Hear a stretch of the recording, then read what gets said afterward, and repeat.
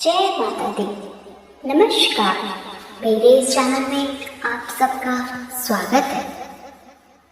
आज नवरात्रि का 7वां दिन है।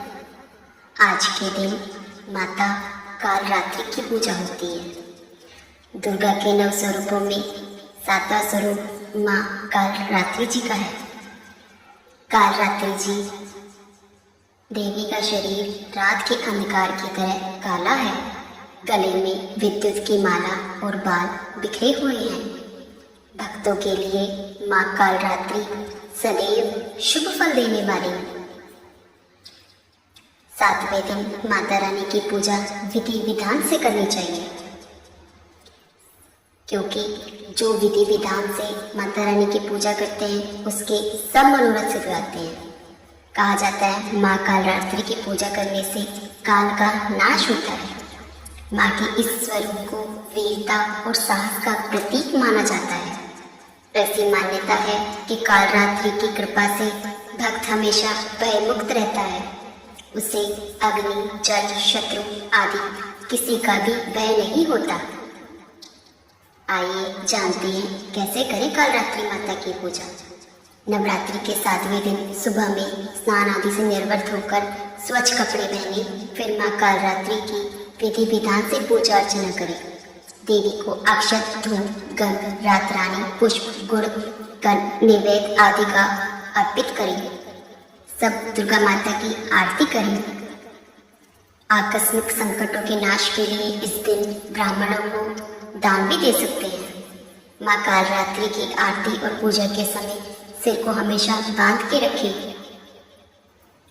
माता रानी की पूजा करते समय मन में हमेशा शांति और विश्वास बरकरार करें। कालरात्रि को काली का रूप माना जाता है।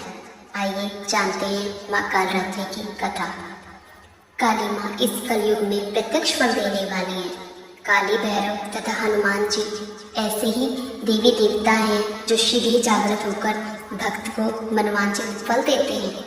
काली के नाम व अनेक हैं, किंतु लोगों की सुविधा व जानकारी के लिए इन्हें भद्रकाली, दक्षिणकाली, मातृकाली व माँ काली भी कहा जाता है। दुर्गा सप्तशती में महिषासुर के वध के समय माँ भद्रकाली की कथा का वर्णन मिलता है कि युद्ध के समय महाभयानक दैत्य समूह देवी को रणभूमि में आते देखकर उनके ऊपर ऐसे बाणों की वर्षा करने लगा जैसे बादल में मैरुगिरी के शिखर पर पानी की धार बरसा रही हो।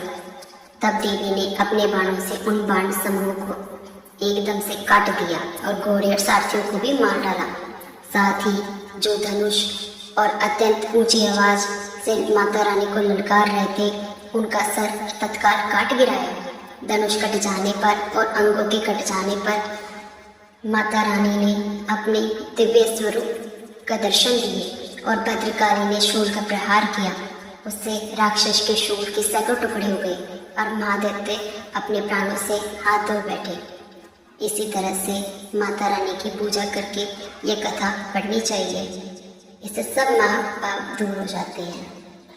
कथा के अंत में बारंबार माता रानी की जय करें। धन्यवाद। इसी के साथ हमारी कथा यही समाप्त होती है। हमारी ऐसी ही और कहानियों को जानने के लिए चैनल को लाइक और सब्सक्राइब कीजिए।